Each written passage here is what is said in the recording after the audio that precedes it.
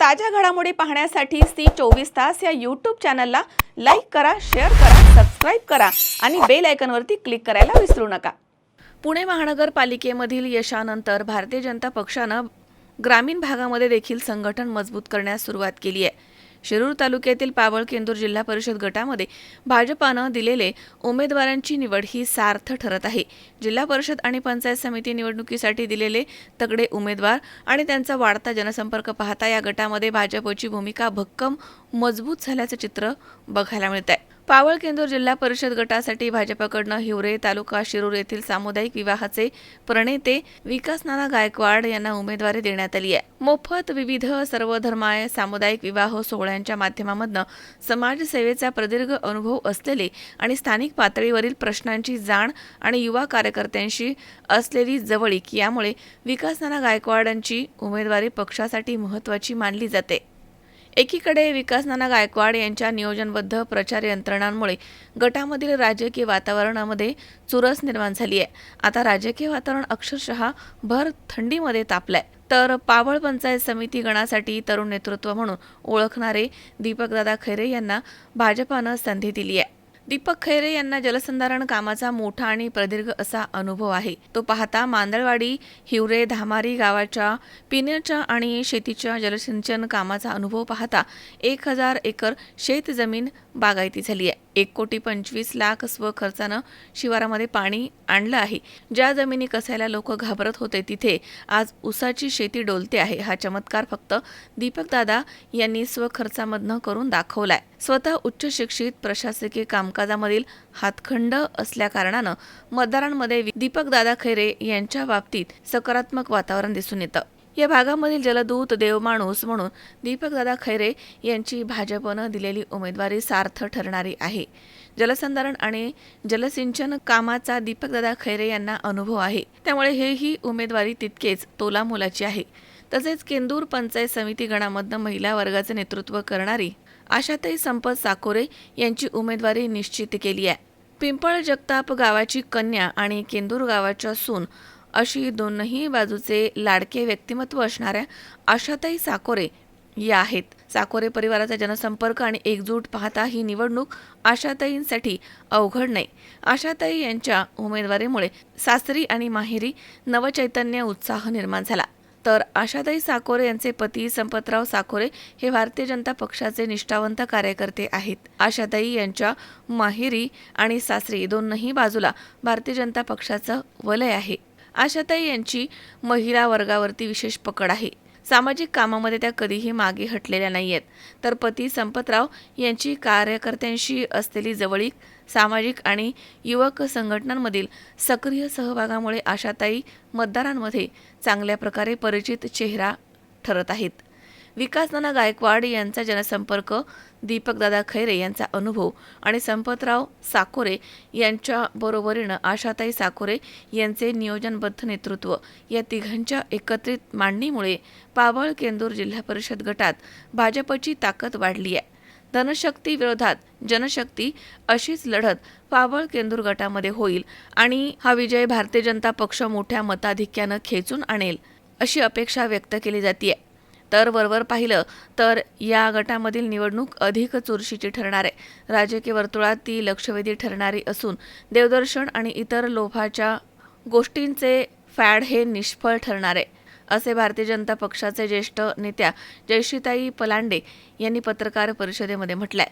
उमेदवारांसाठी पाहिजे ती मदत पक्षाकडनं मिळते आहे। तसेच महाराष्ट्राचे लाडके मुख्यमंत्री देवेंद्र फडणवीस यांची सभा या निमित्तानं होणार आहे, असे यावेळी जयश्रीताई पलांडे यांनी म्हटलंय।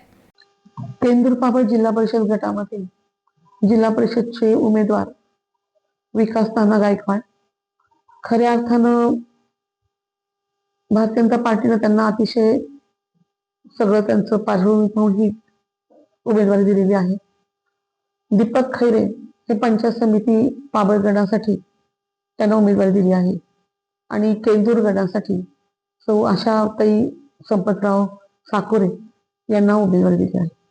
खऱ्या अर्थाने हे तिन्ही उमेदवार अतिशय तरुण आहेत, त्याचप्रमाणे मनमिळावू आहेत, अभ्यासू आहेत आणि विशेष म्हणजे ते शैक्षणिक दृष्ट्या हे उच्च शिक्षण घेतलेले मंडळी आहेत। एका सर्वसामान्य घरातल्या कुटुंबामध्ये, शेतकऱ्याच्या कुटुंबामध्ये या मुलांनी जन्म घेतलेला आहे.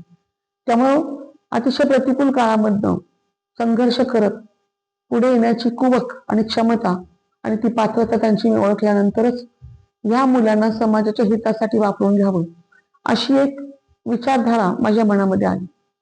खऱ्या अर्थाने ह्या शिरूर तालुक्यामध्ये म्हणण्यापेक्षा सगळ्याच गटांमध्ये, मग केंद्र पाबळ गट असेल, हागी टाकली गट असेल, किंवा आमचा बांधवगड गट, धावरा गट असेल, अनेक उच्च शिक्षित मुलं नोकरीपासून वंचित आहेत. अनेक शेतकऱ्यांची मुलं शिक्षणापासून वंचित आहेत.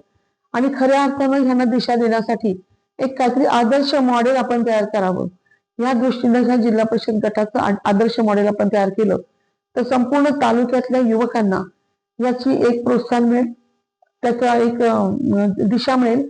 या हेतून खऱ्या अर्थानं मी दीपक नाना गायकवाड आणि MBA फायनान्स झालेले दीपक खैरे, त्याचप्रमाणे 12वी शिकलेले आमच्या आशाताई साकोरे यांना उमेदवारी दिली आहे. खरं तर हे चॅलेंज आहे आमच्या पुढे. एकाच गावामध्ये आधी 2 उमेदवार टाकलेत. मला अनेक लोकांनी विचारलं की ताई, एका गावात 2 उमेदवार टाकण्याचं तुमचं प्रयोजन नेमकं काय? तर हे एक मी रिस्क घेतली, एक चॅलेंज मी स्वीकारलेलं आहे की या समाजाला खऱ्या अर्थानं शिक्षण असलेले, तळमळीचे, अभ्यासू मुलांची गरज आहे. आणि खऱ्या अर्थानं लोकप्रतिनिधी म्हणून समाजाची तळमळ असणारे लोक, समाजासाठी काम करण्याचं हुरूप असणारे, मनापासून काम करणाऱ्या उमेदवारांची गरज आहे. खऱ्या अर्थानं आपण पाहतो की राजकारणाचा ट्रेंड बदलत चालला आहे. पैशावाल्यांच्या मुलांना राजकारणामध्ये तिकडे दिली जातात. गुन्हेगारी प्रवृत्तीला सपोर्ट करणाऱ्या उमेदवारांना तिकडे दिली जातात. आणि ज्यांची पार्श्वभूमी गुन्हेगारी प्रवृत्तीची आहे, जे वाईट नीतिमत्तेचे उमेदवार आहेत, अशांना काही पक्ष उमेदवारी देतं. त्यामुळे भारतीय जनता पार्टी एक ध्येय धोरण आणि एक विचारधारा घेऊन चाललेली पार्टी आहे. आणि त्यामुळे ह्या पार्टीमध्ये असलेले उमेदवार हे खरं तर स्वच्छ चारित्र्याचे असावेत आणि समाजामध्ये काम करणारे असावेत, अभ्यास त्यांचा असावा आणि प्रभावशाली व्यक्तिमत्व त्यांचं असावं. अशा प्रकारचे उमेदवार भारतीय जनता पार्टीला मिळाल्यामुळे विकास नाना गायकवाड यांना मी खरं उमेदवारी दिली. कारण सामुदायिक विवाह सोहळ्याच्या माध्यमातून त्यांनी अनेक लोकांना, अनेक शेतकऱ्यांना, गोरगरिबांना आपल्या मुला-मुलींची लग्न होण्यासाठी एक आधार दिला. खऱ्या अर्थानं कोविडमध्ये ज्या वेळेला कोविडचं संकट आपल्या भागावर आलं होतं, त्यावेळेला त्यांनी कोविडच्या काळामध्ये अन्नधान्याचे किट्स जवळजवळ 650-700 कुटुंबांना दिले. काही लोकांना त्यांनी रेमडेसिवीरची उपलब्धता करून दिली. काही लोकांना त्यांनी खरं तर मास्क आणि सॅनिटायझर वगैरे त्यांनी पुरवले. आणि त्यामुळे कोविडच्या काळात घाबरून न जाता म्हणजे अगदी धडाडीनं त्यांनी लोकांना हात दिला. त्याचप्रमाणे ज्या ज्या रंजले गांजले ते का म्हणे आपुले, अशा प्रकारे त्यांनी स्वतःची जीवनाची दिशा घेतली. आणि रंजलेल्या गांजलेल्या कुठल्याही जाती धर्म न मानता सगळ्या जाती धर्माच्या लोकांना बरोबर घेऊन त्यांनी खऱ्या अर्थानं त्या लोकांना आधार दिला.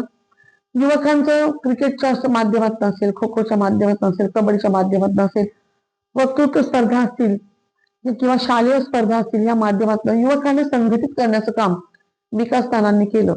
आणि म्हणून विकास नानांना जिल्हा परिषदचा उमेदवार म्हणून मी खरं तर पार्टीच्या माध्यमातून घोषित केलेला आहे. दीपक खैरे यांच्या बाबतीत सांगायचं तर दीपक खैरे एक सामान्य कार्यकर्ता, सामान्य कुटुंबातला मुलगा. त्याला वडील नाहीये, आळंदीमध्ये राहत होता, परंतु आपल्या भागासाठी काय करायचं म्हणून या ठिकाणी तो राहायला आला. आणि त्यांनी एक वसा हातामध्ये घेतला की पहिल्यांदा त्यांनी कर्ज काढून JCP घेतलं. JCPच्या माध्यमातून त्यांनी रस्त्यांची कामं स्वतःच्या खर्चानं सुरू केली. लोकांच्या विहिरी खाण्याचं काम त्यांनी स्वतःच्या खर्चातनं सुरू केलं.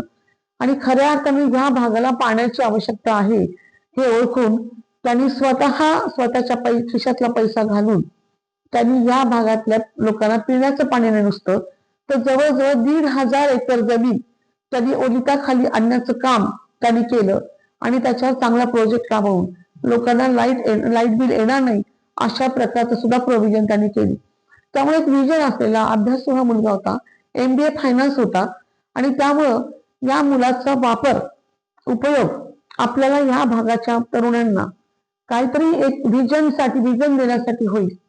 तरुणांना सुद्धा तो काहीतरी कल्पकता त्यांची विचारात घेऊन वेगळ्या प्रोजेक्ट या भागामध्ये राबवेल अशी मला एक खरं तर आशा वाटली.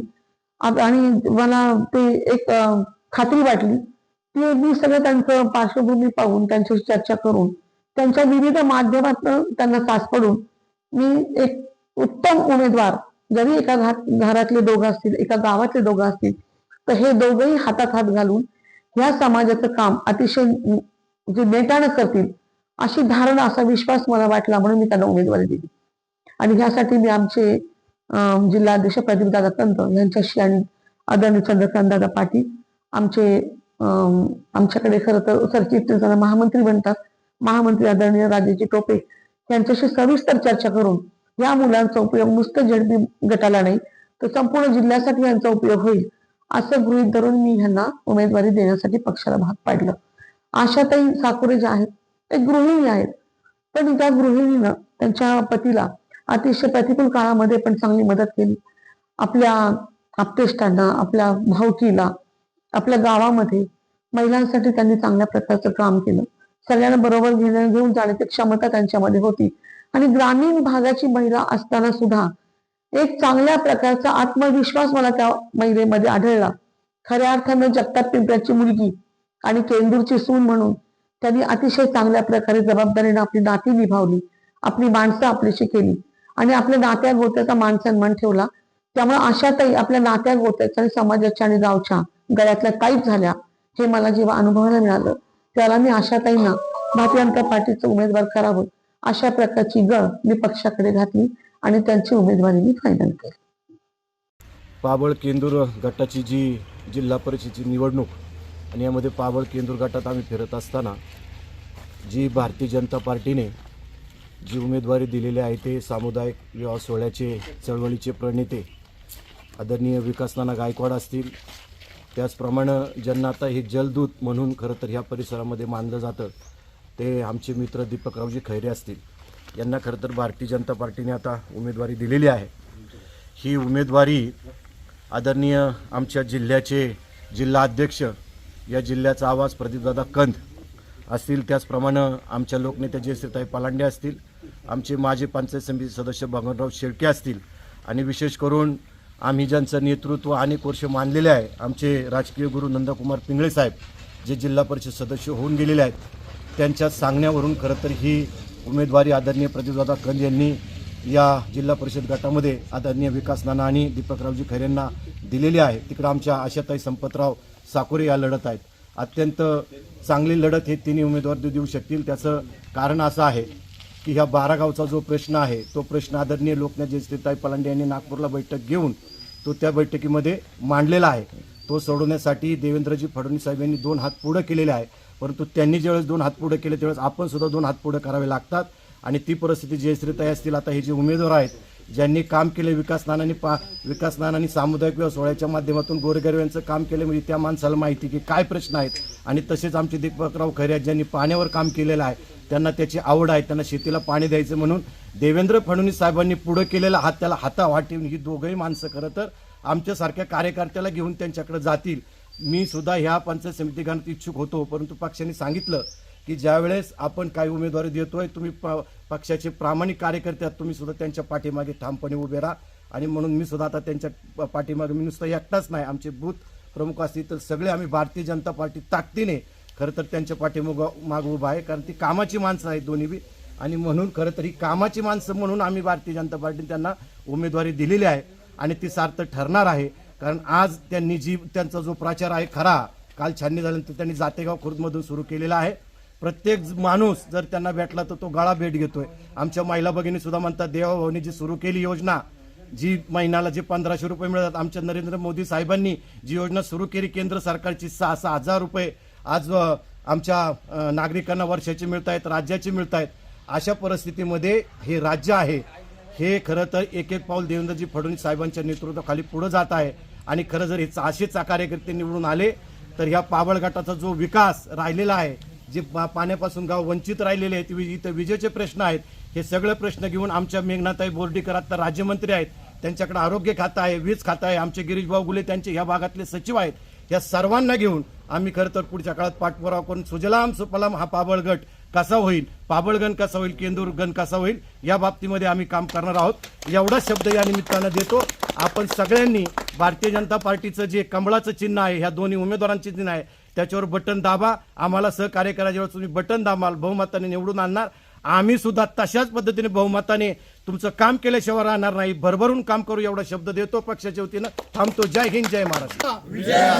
निरंजन डावखरे साहब, तुम आगे बढ़ो, हम तुम्हारे साथ हैं। जय भवानी, जय शिवाजी, जय भवानी, जय शिवाजी। धर्मवीर संभाजी महाराज की जय, छत्रपती शिवाजी महाराज की जय। चाललेल्या प्रचाराची दिशा कशी आहे? सकाळपासून आज आम्ही 7 वाजल्यापासून प्रचार करतोय. खूप आम्ही दमलेलो आहे आता प्रचार करून. कार्यकर्त्यांना आपण म्हटलं थोडंसं आता दुपारच्या टायमिंगला आराम करू, परंतु प्रत्येक घरामध्ये गेल्यानंतर, लोकांना भेटल्यानंतर एक प्रकारची आम्हाला आज ऊर्जा भेटते आहे. आत्मविश्वासाने लोक जवळ येऊन तोंडावर हात फिरून, हातात हात घेऊन सांगतायत की तुम्ही काळजी करू नका, तुम्ही आमच्या घरातली माणसं आहे, तुम्ही सामान्य कुटुंबातून या पक्षाने तुम्हाला संधी दिलेली आहे आणि आम्ही या संधीचं सोनं केल्याशिवाय राहणार नाही, अशी त्या ठिकाणी मायबाप जनता आम्हाला त्या ठिकाणी सांगते आहे. त्याच्यामुळं आम्ही किती दमलो तरी आम्हाला आज ऊर्जा मिळते आहे. आमच्या चेहऱ्यावरून दोघांच्याही लक्षात येत असेल की आम्ही सकाळी 7 वाजल्यापासून भेटीगाठी सुरू केलेली आहे आणि गेली 4-5 तास आम्ही या ठिकाणी प्रचार करतो आहे. तरी देखील आमचा एकही कार्यकर्ता, माझा सहकारी आज थकलेला नाही आहे.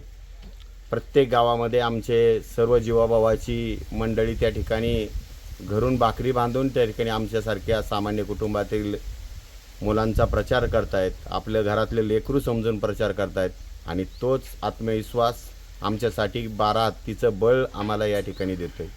साधारण काय व्हिजन घेऊन तुम्ही निवडणुकीमध्ये उतरलाय? विजयन म्हणजे इथला आमचा मेन प्रश्न हा 12 गावचा पाणी प्रश्न आहे आणि 12 गावचा पाणी प्रश्न सोडवत असताना आम्ही जिल्हा परिषद गटातून ज्या लढतोय त्यापेक्षाही बाहेरची 2 गावं त्या ठिकाणी अजून पाण्यासाठी मागणी करतायत आणि अनेक वर्षे हे प्रश्न या ठिकाणी पेंडिंग पडलेले आहे, मागे राहिलेले, ते सोडवण्यासाठी आम्ही प्रयत्न करतोय. शिक्षणावरती एक चांगल्या प्रकारचं कशा पद्धतीने आपल्याला योगदान देता येईल ते आम्ही या ठिकाणी पाहतोय. कारण हा शिरूर तालुका ज्ञानदानाचं गंगा या शिरूर तालुक्यातून वाहते. अनेक अधिकारी या शिरूर तालुक्याने आपल्या महाराष्ट्र शासनाला, केंद्र शासनाला दिलेलं आहे आणि येणाऱ्या काळामध्ये आपण या मुलांना चांगले शिक्षण देण्याचा प्रयत्न केला तर नक्कीच ह्यापेक्षाही आपला त्या ठिकाणी जो आत्तापर्यंत चाललेला प्रवास आहे शिक्षणावरती, तो आपल्या विद्यार्थ्यांचा पुढे जाईल.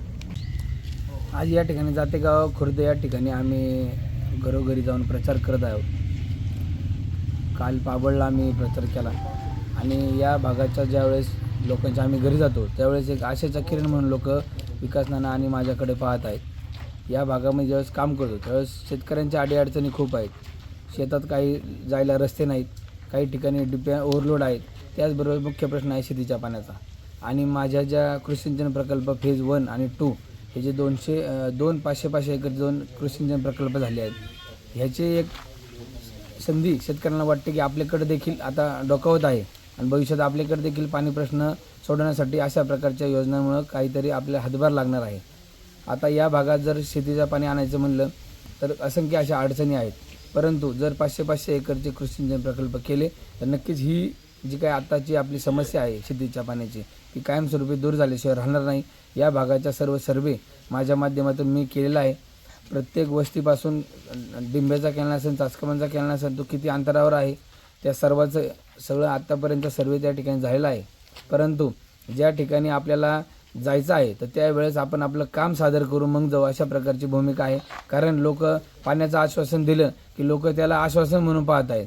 आज लोक निराश झालेले आहे की या ठिकाणी पाणी येईल का नाही. पाबळसारख्या ठिकाणी काल मी गेलो होतो, त्या ठिकाणी लोकांना पाण्याचा प्रश्न काढल्यावर ते हात जोडतात, म्हणतात पाणी या भागामध्ये आणण्यासाठी आतापर्यंत लय आश्वासन झाली, परंतु आता तुम्ही जे काय तुमच्या भागाचा दुष्काळ घालवलेला आहे तो भविष्यकाळात तुम्ही देखील या भागात यावा आणि ह्या भागात देखील दुष्काळ तुम्ही या ठिकाणी दूर करावा अशी भावना शेतकऱ्यांनी व्यक्त केली. मला ते समाधान आहे की लोक आमच्या विकास नानांना माझ्याकडे सामाजिक कार्याच्या उद्देशाने पाहत आहेत. भविष्यात कसल्या प्रकारची जनशक्ती विरुद्ध धनशक्ती जरी ही लढाई असली तरी नक्कीच या धनशक्तीला धडा शिकवल्याशिवाय लोक राहणार नाहीत, अशा प्रकारची भावना माझी आहे. तुम्हाला जलदूत आणि देवमाणूस अशा 2 पदव्या शेतकऱ्यांनी बहाल केली, याबद्दल काय बोलाल? शेतकऱ्यांना वाटत होतं की 6-6 किलोमीटर पाणी आणणं ही अशक्य गोष्ट आहे, परंतु ती जी अशक्य वाटणारी गोष्ट मी 4 वर्षापूर्वी शक्य करून दाखवली. त्या ठिकाणी टँकरनी पिण्यासाठी पाणी होतं. आज त्या ठिकाणी 150-200 एकरच्या आसपास ऊस लागवड झालेली आहे. 300 एकर कांद्याचं डबल उत्पादन त्या ठिकाणी घेतलं जात आहे. आमच्या भागामध्ये कांद्याची आता दुसरी लागवड चालू झालेली आहे आणि काही लागवड आता संपत देखील आलेली आहे. म्हणजे लोकांना त्या ठिकाणी एक चांगल्या प्रकारचा आशेचा किरण आहे आणि हाच संदेश बाहेरच्या सर्व गावांमध्ये गेल्यामुळं त्या ठिकाणी लोकांनी एक देवमाणूस आणि जलदूत अशा प्रकारची मला उपाधी दिली आहे. मी त्या सर्वांचं आभार व्यक्त करतो की तुम्ही माझी ओळख ह्या अशा नव्या नावामुळं केली, त्याबद्दल मी त्यांचं कायमस्वरूपी ऋणी राहीन. काय नाही, चांगले उमेदवार आहेत दोन्हींनी चांगले आमच्याकडे कामं केली आहेत आणि चांगल्या पद्धतीने हे करणार आहेत पुढे सुद्धा. विकास नानाला कसं ओळखता तुम्ही? विकास नानाचा तर काय, आता आमच्या परिसरात सगळे त्यांनी गोरगरिबांची लग्न, गोरगरिबांना मदत कार्य किंवा कोविडच्या काळात त्यांनी हे वाटलं काय राशन वाटलं, परत अशा काही कामं त्यांनी केली बिचाऱ्यांनी. आणि खैऱ्यांनी आम्हाला तर आमच्या जमीन जायला रस्ता नव्हता, पण चांगल्या पद्धतीने करून दिला. किती वर्ष झाले रस्ता नव्हता? अहो, रस्ता म्हणजे आता आमच्या पूर्वजांपासूनच नव्हता, पण आता त्यांनी मुरम टाकून दिला चांगला. आता 4 व्हीलर जाते का तिथून? हा, जाती होय, म्हणजे रस्ता करून दिलाय. रस्ता करून दिला. स्वखर्चाने केली, यांनी कामं कशी केली? चांगली केली, नाही कशी म्हणजे पैसे न घेता.